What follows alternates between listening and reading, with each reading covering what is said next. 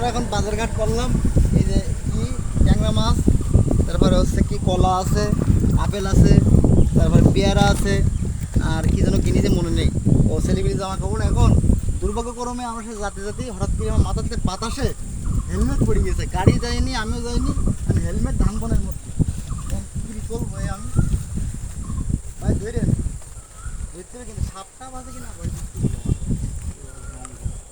পড়লু কি কিনে যায় যে বলে ভাই আমার মনিটাইজেশন হয়ে গেল। আমার মনিটাইজেশন অন আছে। সে হেলমেট অবশ্যই দেখেন উদ্ধার করেছে খুব কষ্ট করি, কিন্তু আমার কথা প্রশ্ন একটাই সবার কাছে, যে আমি করলাম না, আমার গাড়ি পড়লো না, কিন্তু আমার হেলমেট মাথাতে কীভাবে উড়ে যেতে গেল, এটাই হলো আপনাদের কাছে প্রশ্ন, আপনারা জানাবেন। ঝড়ে উড়ি গেছে বুঝছো। ঝড়ে উড়ে গেছে।